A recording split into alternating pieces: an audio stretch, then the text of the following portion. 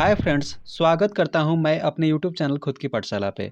आज के सेशन में हम लोग देखेंगे Bihar board class 10th exam 2024 के लिए बायोलॉजी चैप्टर सेकंड का मोस्ट इम्पोर्टेंट क्वेश्चन, जो कि बोर्ड की परीक्षा के लिए बहुत ही आवश्यक होंगे। तो चलिए शुरू करते हैं आज की सेशन की। आज के सेशन में हमारा पहला प्रश्न है, जीवों के शरीर में ऊर्जा का उत्पादन किस क्रिया द्वारा होता है। ऑप्शन ए कह रहा है जनन द्वारा, ऑप्शन बी कह रहा है नियंत्रण द्वारा, ऑप्शन सी कह रहा है उत्सर्जन द्वारा, ऑप्शन डी कह रहा है श्वसन द्वारा। हमारा राइट आंसर क्या है? हमारा राइट आंसर हो जाएगा श्वसन द्वारा। जीवों में जो ऊर्जा का उत्पादन होता है वो श्वसन क्रिया द्वारा ही होता है, यानी हम सभी जीव हैं और हमारे अंदर जो ऊर्जा का स्रोत है वो मूल रूप से ऑक्सीजन है, जो कि श्वसन के द्वारा हम लोग ग्रहण करते हैं। ठीक है। क्वेश्चन नंबर सेकंड कह रहा है, पचे हुए भोज्य पदार्थों में ऊर्जा के उत्पादन में भोजन अणुओं का क्या होता है। ऑप्शन ए कह रहा है दहन होता है, ऑप्शन बी कह रहा है ऑक्सीकरण होता है, ऑप्शन सी कह रहा है परिवर्तन होता है, ऑप्शन डी कह रहा है समन्वय होता है। हमारा राइट आंसर क्या है? हमारा राइट आंसर हो जाएगा ऑप्शन नंबर बी। हमारे अंदर जो भोजन होते हैं, जिनका पाचन हो गया होता है, उसका क्या होता है? ऑक्सीकरण होता है। वह ऑक्सीजन के साथ अभिक्रिया करके ऊर्जा पैदा करता है। ठीक है। क्वेश्चन नंबर थर्ड कह रहा है, समस्त जैव कोशिकाओं में रासायनिक ऊर्जा के सार्वजनिक वाहक कहा जाता है। तो ऑप्शन ए कह रहा है माइक्रोकांडिया होता है, ऑप्शन बी कह रहा है हरित लवक होता है, ऑप्शन सी कह रहा है डीएनए होता है, ऑप्शन डी कह रहा है एटीपी होता है। राइट आंसर क्या है? हमारा राइट आंसर एटीपी है। अर्थात समस्त जीवों में जो ऊर्जा का सार्वजनिक वाहक जो होता है एटीपी होता है, और इसे हम लोग ऊर्जा गृह भी कहते हैं। एटीपी को कोशिकाओं का ऊर्जा गृह भी कहते हैं। राइट आंसर क्या है? राइट आंसर हमारा ऑप्शन नंबर डी है। ठीक है। नेक्स्ट क्वेश्चन, क्वेश्चन नंबर 4 कह रहा है, ग्लूकोज का अणु सूत्र होता है। ऑप्शन ए कह रहा है C6H12O6, ऑप्शन बी कह रहा है C12H22O11, ऑप्शन सी कह रहा है C6H22O11, ऑप्शन डी कह रहा है C12H12O11। राइट आंसर क्या है जी? तो राइट आंसर हमारा ऑप्शन नंबर ए हो जाएगा। ग्लूकोज का सूत्र C6H12O6 होता है, और ग्लूकोज जो है CO2 और H2O में टूटता है, साथ में ऊर्जा उत्पन्न करता है। ग्लूकोज हमारा किस में टूटता है? तो CO2 और H2O में टूटता है और प्लस में ऊर्जा उत्पन्न करता है। ठीक है। राइट आंसर क्या है? हमारा right answer option number A हो जाएगा। ऑप्शन नंबर बी जो है शुगर का सूत्र है, चीनी का सूत्र। ठीक है। चीनी का रासायनिक सूत्र हो जाता है C12H22O11। ठीक है। नेक्स्ट क्वेश्चन, क्वेश्चन नंबर 5 कह रहा है, किस क्रिया द्वारा ग्लूकोज के एक अणु से दो अणु पायरुवेट का निर्माण होता है। ऑप्शन ए कह रहा है अवायवीय श्वसन से, ऑप्शन बी कह रहा है वायवीय श्वसन से, ऑप्शन सी कह रहा है किण्वन द्वारा, ऑप्शन डी कह रहा है संलयन द्वारा। राइट आंसर क्या है? हमारा right answer option number A हो जाएगा। अवायवीय श्वसन द्वारा ही हमारा जो ग्लूकोज है पायरुवेट के दो अणु में टूट जाता है। ठीक है। अवायवीय श्वसन के द्वारा ही हमारा ग्लूकोज पायरुवेट के दो अणु में टूट जाता है, एक इथेनॉल बनता है और एक CO2 बनता है। ठीक है। नेक्स्ट क्वेश्चन, क्वेश्चन नंबर 6 कह रहा है, ऑक्सीजन की अनुपस्थिति में पायरुवेट से इथेनॉल एवं CO2 बनने की क्रिया क्या कहलाती है। जो हमारा पायरुवेट है जो इथेनॉल और CO2 में टूटता है, उस क्रिया को हम क्या कहते हैं, ये पूछ रहा है। ऑप्शन ए कह रहा है विखंडन कहलाता है, ऑप्शन बी कह रहा है दहन कहलाता है, ऑप्शन सी कह रहा है संश्लेषण कहलाता है, ऑप्शन डी कह रहा है किण्वन कहलाता है। हमारा राइट आंसर क्या है? राइट आंसर हमारा हो जाएगा किण्वन। राइट आंसर किण्वन। ठीक है। नेक्स्ट क्वेश्चन, क्वेश्चन नंबर 7 कह रहा है, निम्नलिखित किसमें किण्वन की क्रिया होती है। पूछ रहा है कि इनमें से किसमें किण्वन की क्रिया होती है। ऑप्शन ए कह रहा है पेशी कोशिकाओं में होती है, ऑप्शन बी कह रहा है ईस्ट में होती है, ऑप्शन सी कह रहा है माइक्रोकांडिया में होती है, ऑप्शन डी कह रहा है इनमें सभी में होती है। राइट आंसर क्या है? हमारा राइट आंसर हो जाएगा ऑप्शन नंबर बी, ईस्ट में जो है किण्वन की प्रक्रिया होती है। क्वेश्चन नंबर 8 कह रहा है, ऑक्सीजन युक्त वायु वायुमंडल से पौधों में किस अंग द्वारा प्रविष्ट करता है। पूछ रहा है कि वायुमंडल से जो है पौधा में ऑक्सीजन कैसे जाता है।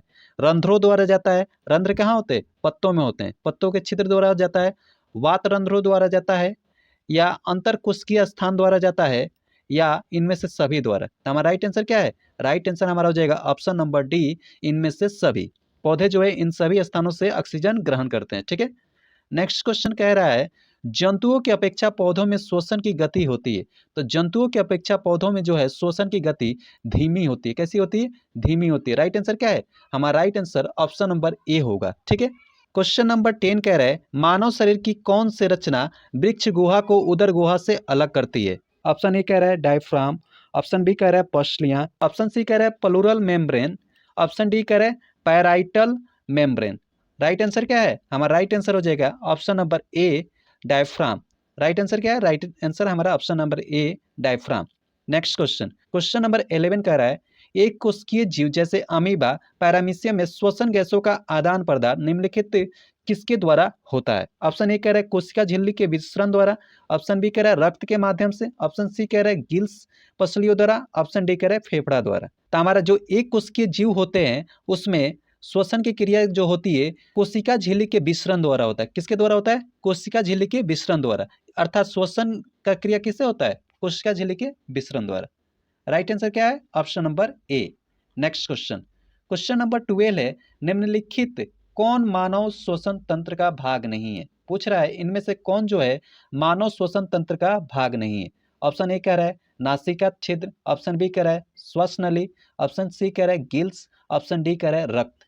तो हम यहाँ देख रहे हैं कि मानव श्वसन अंग का गिल्स जो है भाग नहीं होता है। ये किसके श्वसन अंग का भाग होता है? गिल्स जो है मछलियों के श्वसन अंग का भाग होता है। आप यहाँ से एक चीज ध्यान रखिएगा, मछलियाँ जो होती है गिल्स के माध्यम से सांस लेती है, वो पानी में रह के गिल्स के माध्यम से पानी में घुले ऑक्सीजन को ग्रहण करती है। ठीक है, राइट आंसर क्या है? हमारा right answer option number C हो जाएगा, गिल्स जो है मानव श्वसन तंत्र का भाग नहीं है।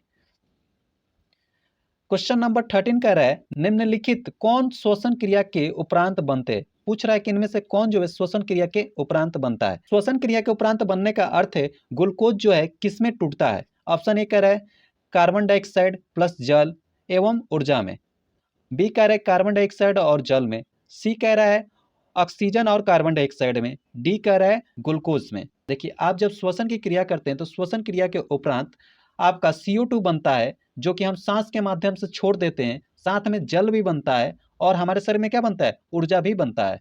उसी ऊर्जा से हम अपने शरीर का संचालन करते हैं। तो राइट आंसर क्या है? राइट आंसर हमारा ऑप्शन नंबर ए हो जाएगा। ठीक है, अगला क्वेश्चन, क्वेश्चन नंबर 14 कर रहे हैं मनुष्य में कुछ निम्न स्तनधारियों की अपेक्षा सूंघने की क्षमता कम होती है, कारण बताना है हमें क्यों कम होती है। ऑप्शन ए कह रहा है नासिका वेशम की दीवार टेढ़ी मेढ़ी घुमावदार प्लेटों की तरह होती है, ऑप्शन बी कह रहा है घ्राण क्षेत्र अत्यधिक बड़ा होता है, ऑप्शन सी कह रहा है घ्राण क्षेत्र अत्यंत छोटा होता है, ऑप्शन डी कह रहा है इनमें से कोई नहीं।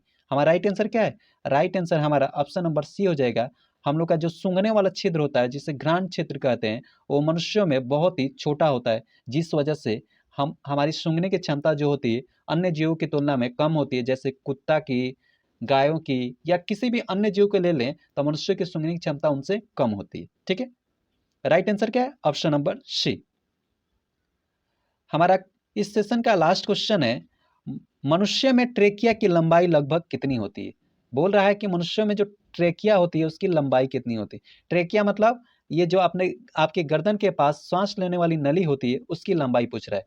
तो उसकी लंबाई कितनी होती है? 18 सेंटीमीटर, 11 सेंटीमीटर, 15 सेंटीमीटर, 25 सेंटीमीटर। हमारा राइट आंसर क्या है? राइट आंसर हमारा ऑप्शन नंबर सी हो जाएगा, 11 सेंटीमीटर आपके ट्रेकिया की लंबाई होती है। ठीक है, हमारे सेशन में लास्ट तक बने रहने के लिए आपका बहुत बहुत धन्यवाद। हमारे सेशन को लाइक करें, शेयर करें और हमारे चैनल को सब्सक्राइब करें। जय हिंद, जय भारत।